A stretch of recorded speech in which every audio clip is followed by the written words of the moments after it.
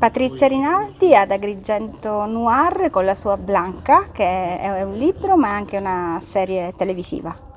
Sì, la serie televisiva è stata tratta dal primo libro, Blanca e basta, insomma si chiama. Questo invece è l'ultimo della serie di romanzi pubblicati dalla casa editrice O, Blanca e le Niñas Viejas, dove Blanca dovrà imparare a fidarsi dei passi degli altri. No, non le viene tanto facile perché lei è una donna molto autonoma e anche con un vissuto, insomma, travagliato, per cui non è così abituata a dare fiducia, ma in questo romanzo forse ci riesce per sciogliere i crimini.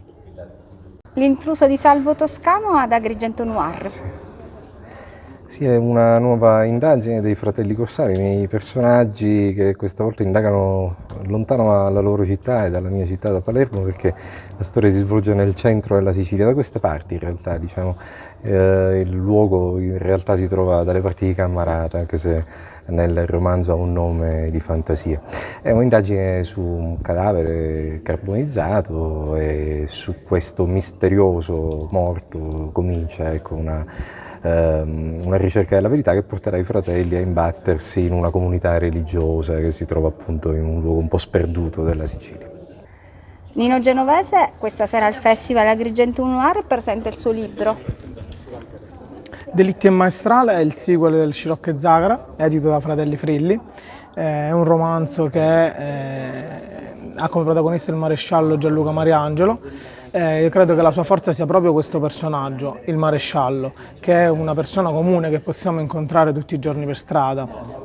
È il maresciallo buono, il maresciallo con i suoi problemi, con la sua vita incasinata, di recente separato con la moglie, deve indagare sull'omicidio di Marco Lopez, che viene ritrovato nel suo vigneto, ucciso da numerose coltellate. Ovviamente non vi dirò altro sul sequel della trama perché non voglio spoilerarvi la fine, ma quello che ho fatto qui dentro, visto che siamo ad Agrigento, ho messo tante maschere, soprattutto una maschera alla società. E questo è il vero movente dell'omicidio di Marco Lopez, la maschera? Beh, sta a voi scoprirlo, leggetelo.